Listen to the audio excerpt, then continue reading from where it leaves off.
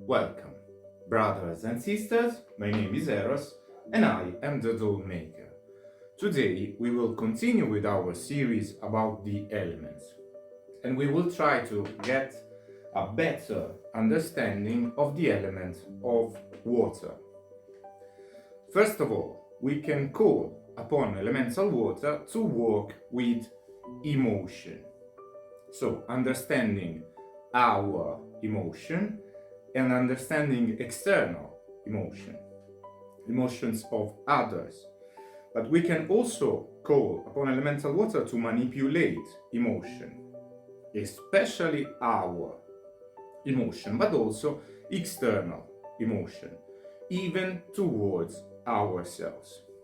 We can count upon elemental water to also understand and manipulate emotive states, emotive zones of specific places or of specific events. So, we work with water to give strength, give more meaning to the way in which we convey our message, even in discussions or in any way we communicate.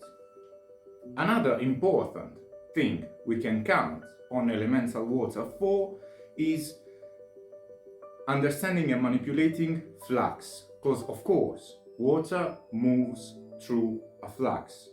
So we can do operation that allows us to let go of something or some feelings we no more need, or to let go of people that are negative for us.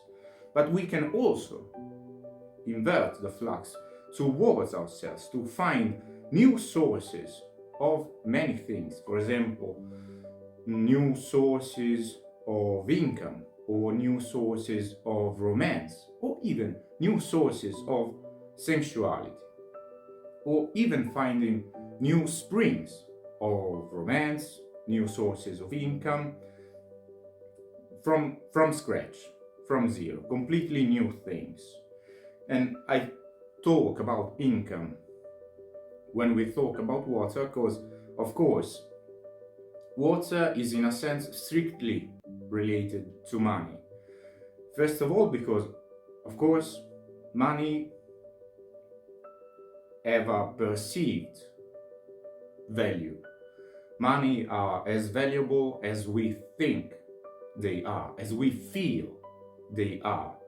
Because of course they are not actually made of gold, so they only have a perceived value. And they need to move to remain steady. That's why we talk about streams of income. That's why money themselves are called a currency.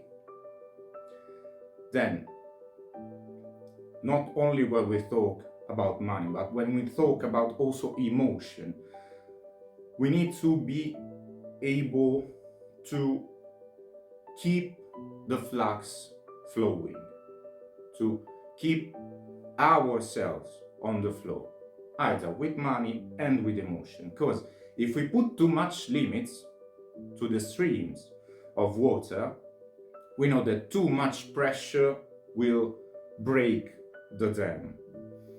But also, if we don't keep the flux going, if we repress our emotions especially, water will stagnate and will get tainted, will wither in a sense, will turn into a swan. And understanding that water moves through a flow, we need to keep in ourselves the mindset of following the flow. Then, another important, extremely important correspondence of water is life. Because of course, we have a physical composition that is mainly made out of water. And this means that we can also count on elemental water for operations of healing, especially emotional healing. It's not random that the most common places we usually pick for our holidays are near big bodies of water. For example, getting a vacation at the sea or at a lake near a river, or even in the mountains where we find a lot of snow. So again, big bodies of water. That's where we usually go to relieve ourselves, our emotion. Because when we visit big cities, for example, we are usually more interested in visiting the place, getting to know the place, not an actual emotional relief, if you know what I mean. Then, through the influence of elemental water in the sphere of life, we also know that through water we can influence behaviors. This is perfectly explained in the research of Professor Masaru Emoto. Forgive me for the pronunciation in case I did it wrong. In his study of the memory of water. Feel free to research it, you will find many sources, even here on YouTube. So, this way, but in many ways, we know that we can count upon water to have true emotions and influence on reality, at least through the placebo effect.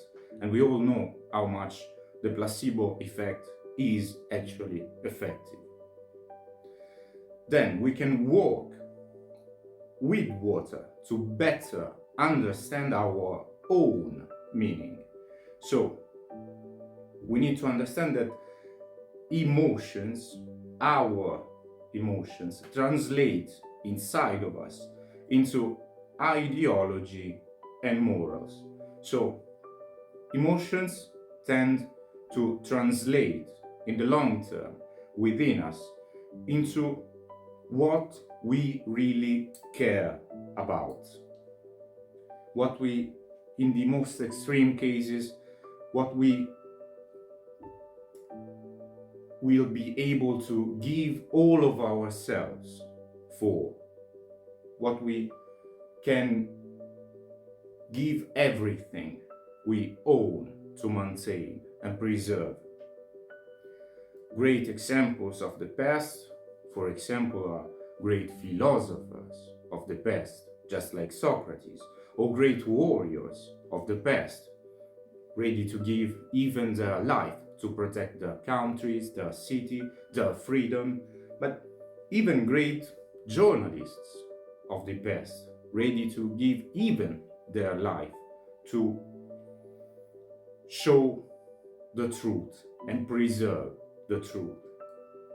So, with our meaning, I'm not talking about our thinking ability, not only our thinking ability, not our rational intelligence. We are talking about emotions, of course, here, but there also exists an emotional intelligence that we have and can develop.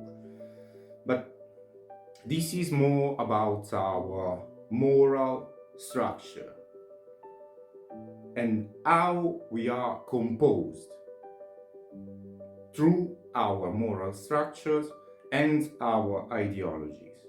So we can work with water in this search of our own meaning to better understand when in life we meet a low tide, a high tide, and in general to always keep ourselves above the level of water.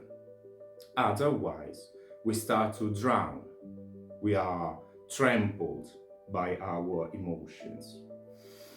So, at this point, we can clearly understand that we work with elemental water to understand our relationships. So, our emotional internal schemes. that also are translated into the way we live and understand our relationships. Because we need to understand that water is a passive element. It works in conjunction with fire that represents our deep desire, a pre-existing deep desire, our base motives. But emotions, in this sense, through water, works more in the way of creating, just like waves on the shore, emotional patterns through time. Emotional patterns are forged through time. They do not pre-exist like our deep desire do. Our emotional patterns are created through the sequence of emotions we feel, through the situations we meet in our life, and also they are influenced from many things and many environments that we live in. For example, our emotional patterns are heavily influenced from our family, from the place we live in, from our past relationships, and even from politics. You have surely have noticed that most of the public intervention of politicians, are usually heavily based on stimulating emotions, having emotions resonate within you to trigger certain behavior. So, working with water to better control our emotional pattern, to better forge emotional patterns through control within ourselves. Extreme example of this principle are, for example, hermits or monks with an extreme control of their emotional patterns, allowing for incredible feats. Now, as always, I need that many of you are fighters, so let's make a fighting example. We know that water is a passive element. If we were to put ourselves into the pentagram, the equilibrium of the element, we can clearly see that water is positioned in the left hand. Of course, if we are right-handed, otherwise just mirror yourself into the pentagram. So, again, this is, from a fighting standpoint, something that relies on instinct.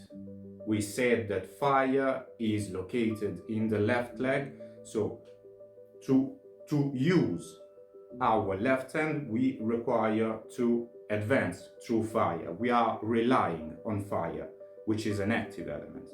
But the left hand is what we usually do from a striking perspective to jab our opponent or to do quick defenses.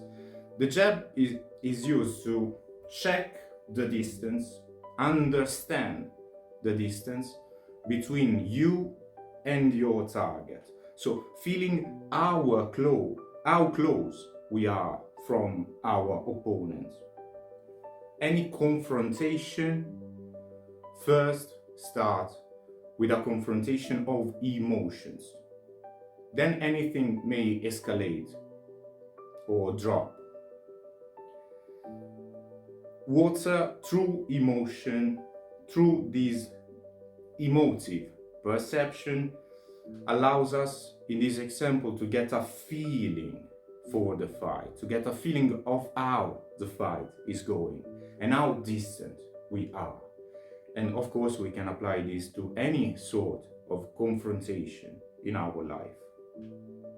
On a completely different example, from a survivalist perspective, following again the laws of three, we can clearly see that the tree in question is 3 days without water, of course.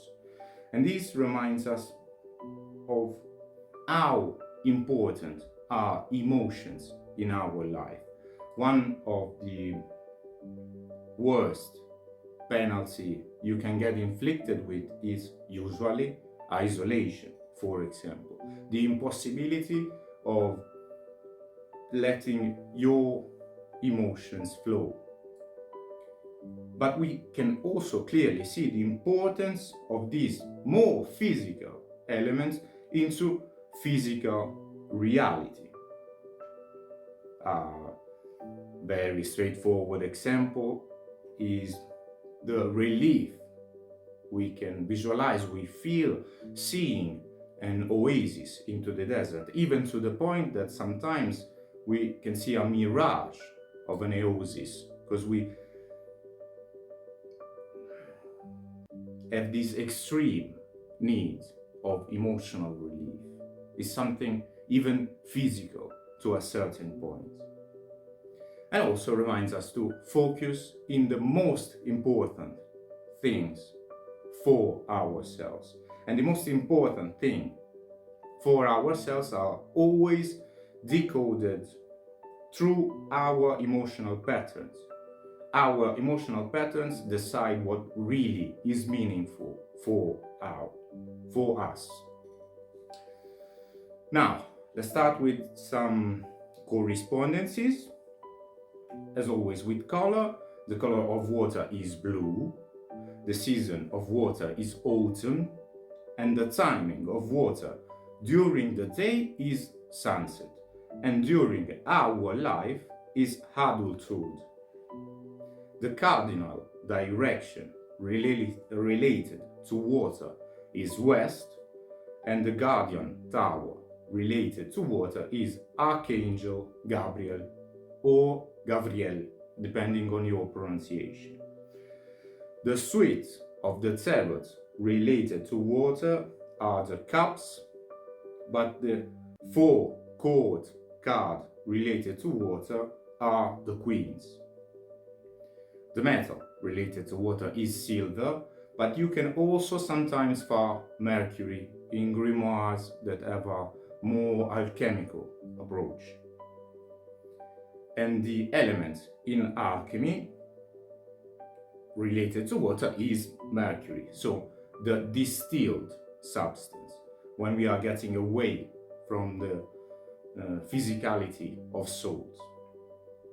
The physical state related to water is of course liquid, and the elemental spirits related to water are the undines or undines, but in different traditions they are called differently. These names usually refer to the exact same category of spirits. The physical animals related to water are pretty much all of the fish, but also water-related creatures that are not fishes. For example, whales or seals.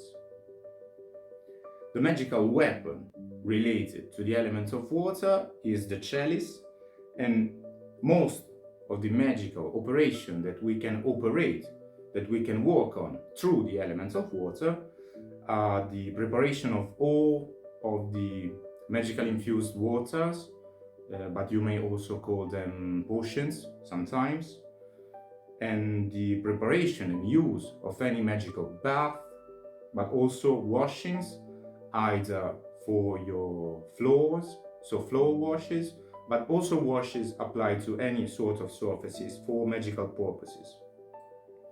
And of course, we also find the preparation and utilization of teas and oils that are, of course, prepared in a solvent that is usually mainly made out of water. The part of the herbs we can use that is mostly related to water are the leaves of the plants. Now, talking about the herbs, again, we put together a list, but there are quite a lot of verbs related to water. These are, as always, just the ones that I think will be more readily available for you. We find chamomile, rose, licorice, daisies, lemons, lily, catnip, but also aloe, daffodil, jasmine, yarrow, lilac, myrtle, cardamom, cyclamen, heather, valerian, ivy, Irish moss, iris, magnolia, and birch. And also we can find a lot of plants that contain an extremely high amount of water. For example, cucumbers, melons, watermelons, cherries, and coconuts. If you like to work with crystals, you can choose to work with pearls, aquamarine, quartz, ice, crystallized water by definition, but also a lot of translucent or transparent crystals that reminds us of some properties of water. On a non-completely related note, I tend to work with seashells instead of crystals when I want to go upon water. And as a last note, from a zodiacal perspective, we know that cardinal water is into the sign of Cancer, fixed water is related to the sign of Scorpio, and mutable water is in the sign of Pisces. So, as always, please take your time to take your notes. I hope this lesson was also clear. As always, I deeply thank you for your kind attention and hoping to see you in the next video.